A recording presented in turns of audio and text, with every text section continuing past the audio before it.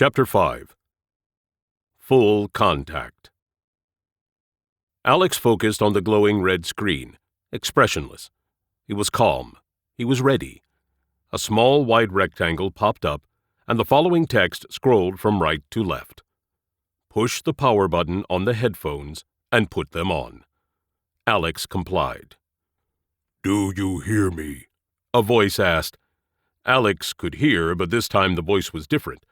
Before, it sounded like a computer mindlessly converting text to audio. This sounded like a real person speaking through some type of voice-morphing software. It sounded like the guy you see on the news, the one with a blurred face that wants to conceal his identity.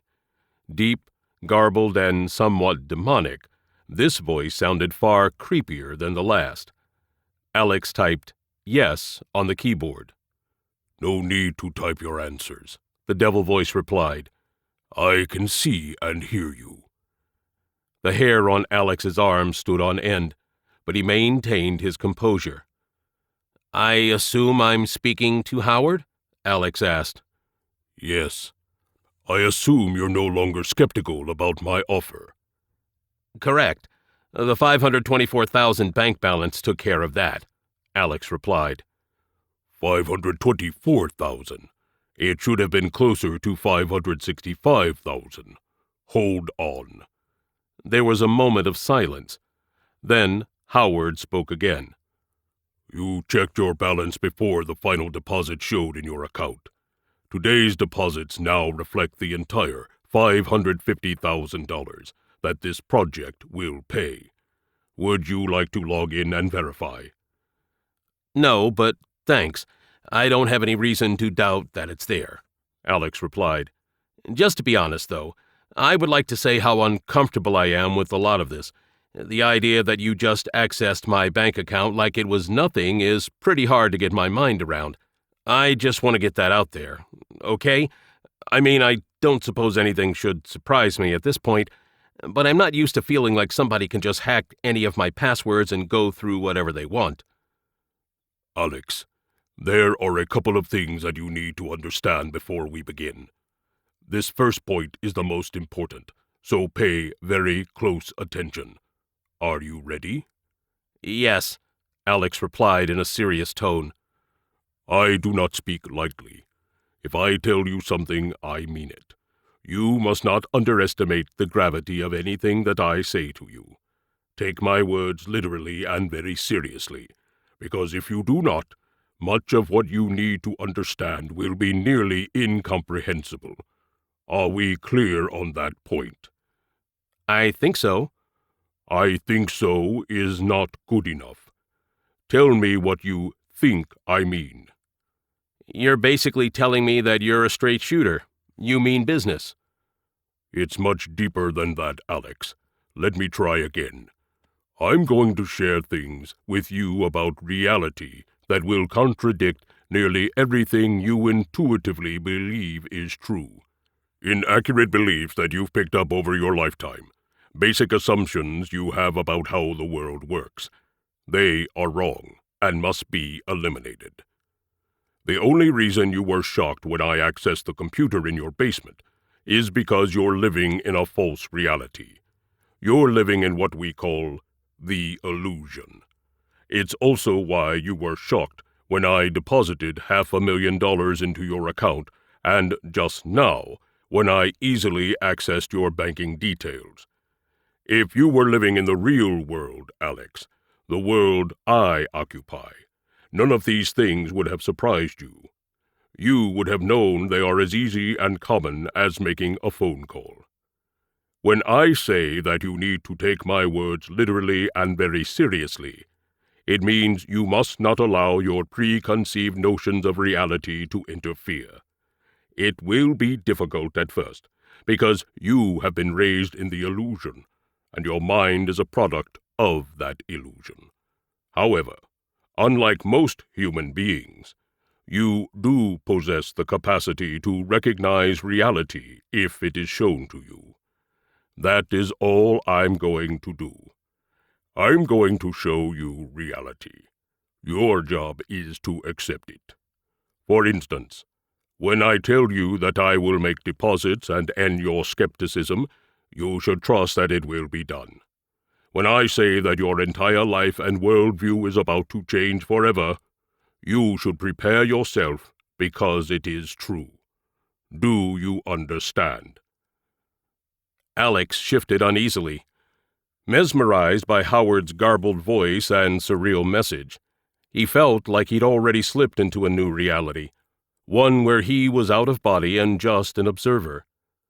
Howard's question snatched Alex from la-la land and abruptly stuffed him back into his own skin. He swallowed hard, aware that Howard was watching his every move, and squeaked his reply. "I do understand." Embarrassed by the pathetic tone of his voice, he cleared his throat. It was pointless. Howard must have picked up on the fear. "Very good," Howard replied. "The second thing you need to understand is that there will be requirements. These requirements are non-negotiable. If you violate the terms of our agreement, you will not be paid, and you will risk further consequences. However, if you stick with the terms, you will be paid the amount I've offered, and, more than likely, you will have access to more lucrative opportunities in the future. Would you like to hear the terms now?" Alex embarrassed himself again, this time by overcompensating for his former mousy reply. "Yes, I'm ready," he practically shouted. "You will not mention me at all, either in the book or to anyone else. I never contacted you. I do not exist. Do you understand?" "Yes." "You have 6 months to complete this project. The book must be kept short, between 100 and 125 typed pages, plus or minus 10%. Understand?" "Yes." "You must realize that keeping the book short does not make your task easier. The opposite is true. You will be exposed to a tremendous amount of new information, and nearly all of it will seem important enough to mention. That is why I'm limiting you. If I don't, you will end up with a 500-page book that sprawls needlessly.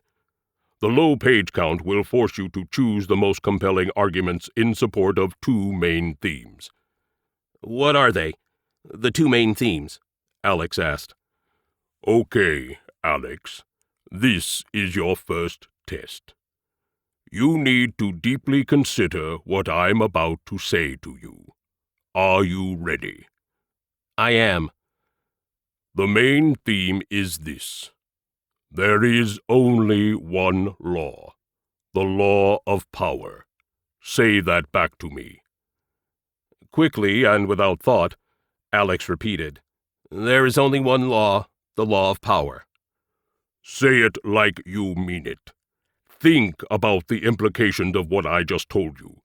There is only one law, the law of power. Consider that for a moment and then repeat it." Howard was right. Despite him just telling Alex how important it was to think deeply about his words, he'd simply repeated the phrase without considering it at all. After reflecting for a moment, he said the phrase back with much more conviction. "There is only one law, the law of power." "Excellent. The second theme is this. Deception provides what the truth denies. Say that back to me." Alex struggled to make sense of the phrase. "I don't understand," he said. "What do you mean by deception provides what the truth denies? How can the truth deny something?" "When you emerge from the illusion, Alex, you will know. For now, remember what I told you a moment ago. Dispose of all preconceived notions and just consider the words deeply.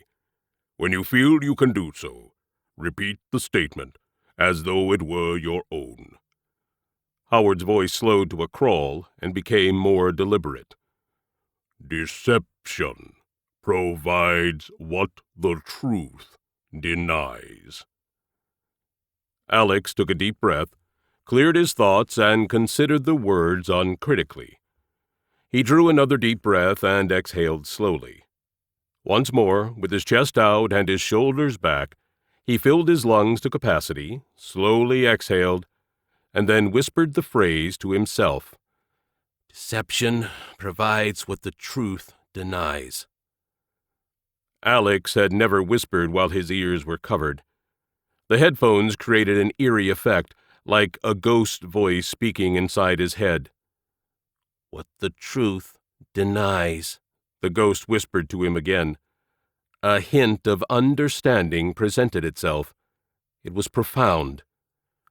Deception provides what the truth denies.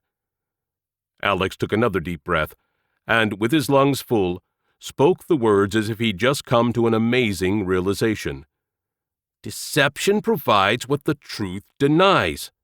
He shook his head, searching for a way to justify the sense of epiphany. He couldn't quite put his finger on it, but that didn't make the statement any less powerful. A light flickered in his mind, and he knew something profound was about to come into view.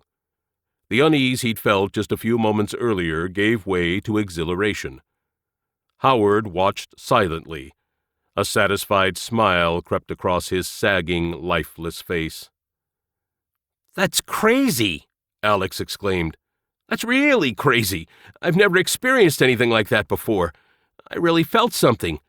Something I don't know, like a secret or a deep, deep truth." It is a deep truth, Alex. You are correct.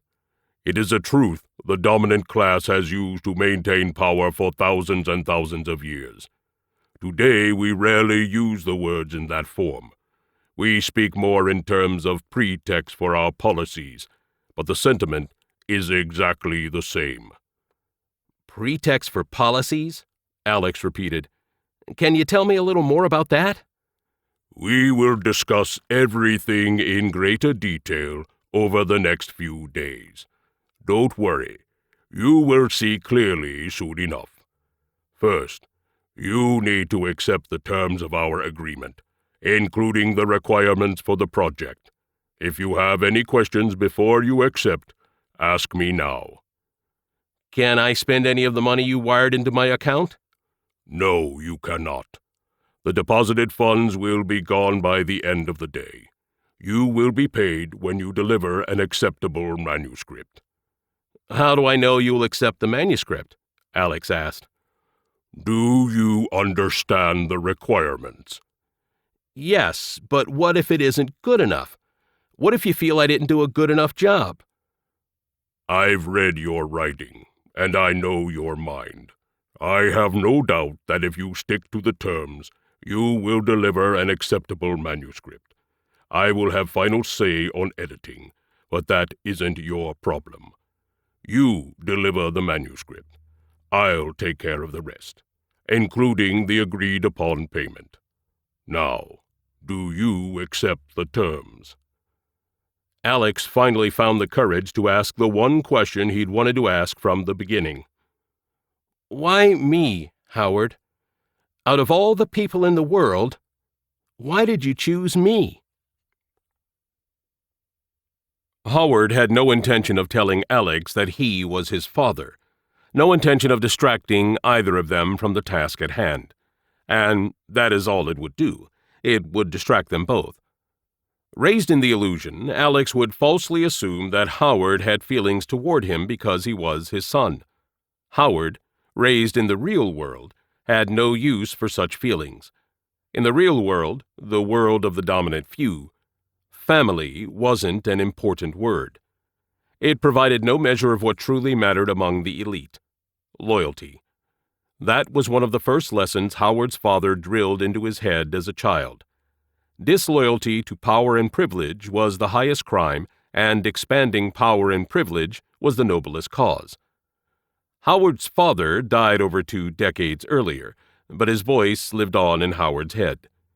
If Howard injected any inappropriate emotions about Alex into this purely strategic relationship, his father's ghost would excoriate him. We did not achieve our place in this world by engaging in sentimental nonsense. We did not achieve our place by wasting time on useless relationships. Do you understand me, son? Repeat that back to me. Now repeat it again. Say it like you mean it." Howard assured himself that there was nothing inappropriate about hoping to recruit Alex into the inner circle. After all, they needed all the strong minds they could find. But he could not allow a one-night stand with a country club cocktail waitress to interfere with his analysis. That would be unacceptable. It would border on disloyalty. With his father's words ringing in his ears, Howard convinced himself that Alex was chosen based solely on the merits of his writing, his IQ, and other relevant data in his file.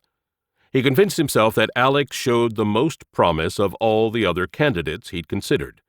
He convinced himself that, if Alex fell short of the mark, he'd leave him to squirm and die among the rest of the inferior class, exactly as nature intended. Unfortunately for Howard, this was all a willful act of self-deception. Howard worshipped his father, his strength, his cunning, his ability to always get what he wanted, and now, whether he could admit it to himself or not, he wanted somebody to worship him. He wanted Alex by his side, to teach him everything he'd been taught, to raise his son to his proper position in the world, and, most importantly, to establish an unbreakable bond. Because, despite everything Howard had accomplished in his 78 years, he lacked the one thing his father always took for granted: an incorruptibly loyal successor. Somewhere in what remained of Howard's human side, he realized that the loyalty he craved could only develop between a parent and a child. If Alex proved himself, Howard could reveal his identity and develop the relationship he desperately yearned for. If Alex failed, he would be devastated. "As I mentioned yesterday, Alex, I have been watching you for a very long time. Do you remember the test you took in second grade? Remember when they made a big deal about your scores?" "Sure, I remember." "You did very well, ranking in the top 2% of all children tested." "Yeah, they said that me and some girl were eligible for the gifted class, whatever that meant. But they never moved me into the class. Not that I cared, as I'm sure you already know, I hated school." "The advanced classes wouldn't have been effective, Alex, and that is why they did not place you. The psychological testing indicated that you would have been too much trouble. Have you ever wondered why you always hated school?" "Not really. If anything, I wondered how anyone could not hate school. It was ridiculous, all of it." "Can you be more specific?" Howard asked. For a moment, Alex forgot who he was talking to. Frustration overcame him as he browsed through his memories. More specific? I wouldn't know where to begin. I mean, if I had to pick a single issue, it would be that I was forced to waste 12 years of my life sitting in a room with my mouth shut, learning about things that I had no interest in and absolutely no use for. Reading, writing, and math seemed useful, but the rest of it was stupid. And the best reason anyone could come up with for why I had to pay attention was, "You want to be smart, don't you?" Well, how smart is it to spend 12 years of your life memorizing mountains of crap you'll never use? Wouldn't it make more sense to spend that time learning things and developing interests that were at least likely to be useful? I asked that question. I asked it a lot. Without fail, they'd only say, "Well, you need to know this stuff to graduate. If you don't graduate, your life will be ruined. Gotta get your diploma." Why exactly do I have to get my diploma? How does having a piece of paper with high school graduate stamped across it prove anything about my ability to succeed in life? Nobody could give me a good answer to that question either. "You didn't accept that school was making you stronger mentally," Howard injected. Well, I knew that anything I was actually interested in would have to be learned outside of school. Aside from the basics, they weren't teaching me anything about how to become a writer or how to get into real estate or start a small business. They didn't teach anything about being an entrepreneur or an inventor or anything like that. Alex paused to gather his thoughts. I don't know. I can't really put my finger on it, but there was something really wrong with all of it. All I know is I was convinced that I was being forced to waste my time, and apparently I was right. I dropped out at 16 and haven't needed any of what I missed, let alone 99% of what I didn't miss. I read a while back that reading, writing, and arithmetic can be taught in about 100 hours. So what's the point of all the rest of that schooling? What's the point of forcing everyone to learn a bunch of stuff that serves no practical purpose, and because so, will just be forgotten? Do you have the notebooks that arrived in the package I sent you? Yes, why? Now is a good time to begin taking notes of our conversation. I want you to take notes when you read the books I've sent too, but keep those notes separate. Start a notebook that's for our discussions only. Do you mind if I just type the notes? I can type a lot faster than I can write. That's fine. How can I open a notepad while this red screen is taking up everything? Hold on, Howard said as he unlocked the laptop, allowing Alex to access the other programs. You see the desktop now, correct? Yes. Okay, notepad is open, thanks, Alex replied. Very good. Taking notes will make our time together much more productive. But first, you'll need to let me know whether or not you accept the terms that I've outlined. I can't commit any more of my time and energy if you're not going to follow through with this project. Based on my understanding of the terms, I agree. I accept, Alex said. Howard smiled. Nicely hedged, son, he thought to himself. Excellent. Keep in mind what I told you earlier about preconceived ideas. You are going to learn a lot over the next few days that will contradict what you've been taught. If you need me to repeat something, or if you need me to slow down for your notes, let me know. Okay, Alex replied. Will do.